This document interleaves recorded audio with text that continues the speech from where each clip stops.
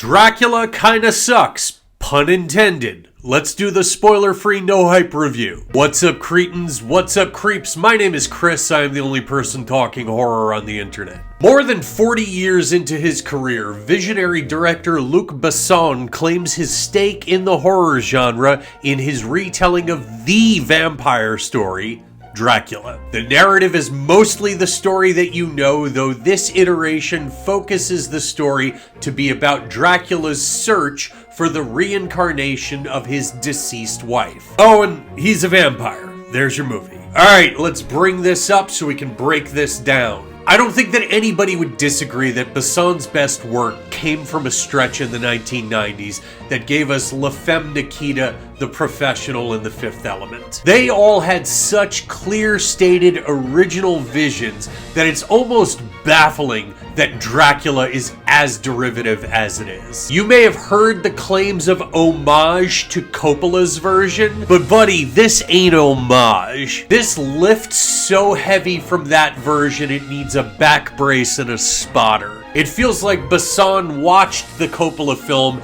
and was like, they should have done this here and this here. And he went out and filmed those parts of what he thought could be a companion piece to that movie, detailing what he thought was going on with the characters when the camera wasn't on them. But then he got annoyed because those scene extensions didn't comprise an entire film. So he begrudgingly recreated those scenes to make this film make sense. I don't know if that's what actually happened, but that's the way things feel. If that is what happened, that would certainly be an interesting concept, but to do something like that, you have to be fully committed to it, and it feels like he just wants to move past the scenes that are not entirely his. 8 out of 15. Christoph Waltz eats up any scene that he's in as Priest, the unnamed Van Helsing equivalent in Dracula. And Zoe Blue is a fine Mina, but neither is in a ton of the movie. The bulk of the film falls on Caleb Landry Jones as the Count. And he's a fine actor, but this is not his role. That's only amplified by the fact that he's essentially carbon copying Gary Oldman's version, but he lacks the intensity and the charisma and the mystery that Oldman brought to the role.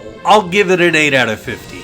The screenplay jumps around like a lot.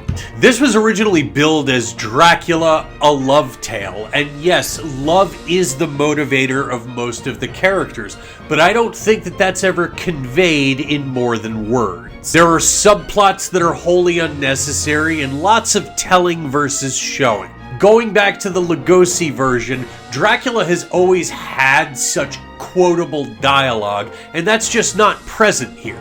Additionally, there's this odd levity that pops in every now and again that feels so out of place that I found myself wondering if it was intentional or if I misunderstood something.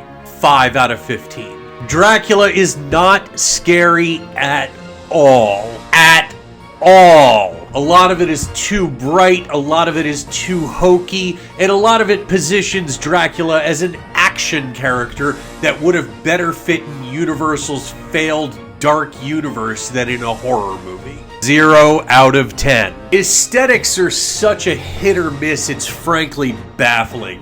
While there are scenes like with the nuns that look incredible, not once did I look at this and see the 1800s. I saw a community theater production of Dracula trying to look like the 1800s, but I didn't see movie-level quality 1800s. The CGI gargoyles that pop up in it look like sci-fi original 2006 level special effects. And yeah, it sucks that Nosferatu came out just 14 months ago and is an artful and gorgeous looking film, but with the advances of filmmaking and Besson's tenure in the industry, it's embarrassing how much better Coppola's 34-year-old film looks compared to this one. 4 out of 10.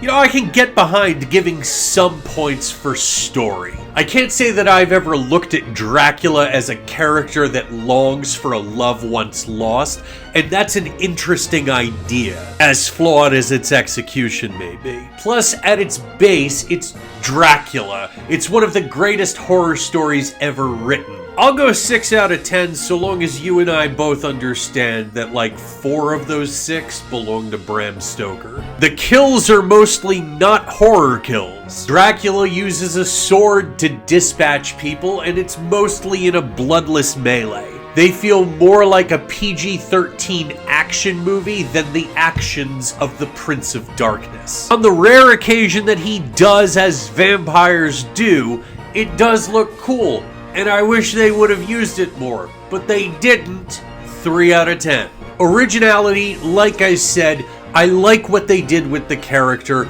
but there's copy-pasting of Coppola's version. Given that circumstance, the best that I can do is 1 out of 5, though I feel like tossing the 0 would be appropriate. Rewatchability, this is not an unwatchable film. It's closer to an unnecessary film, because there are vastly superior alternatives. So if whatever streaming service this ends up on auto-plays it after whatever I'm choosing to watch, I wouldn't necessarily dart to the control to change it, but I also don't think that I'd ever actively choose to rewatch it. 2 out of 5. Was it enjoyable?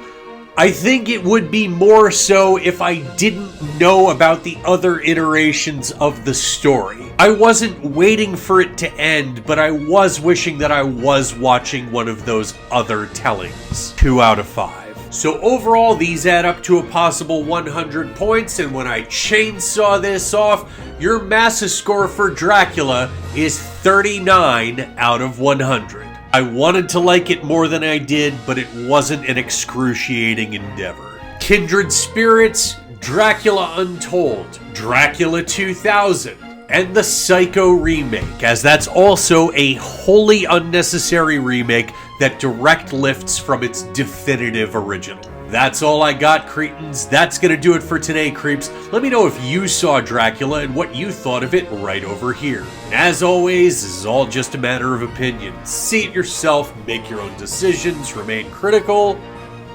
support horror.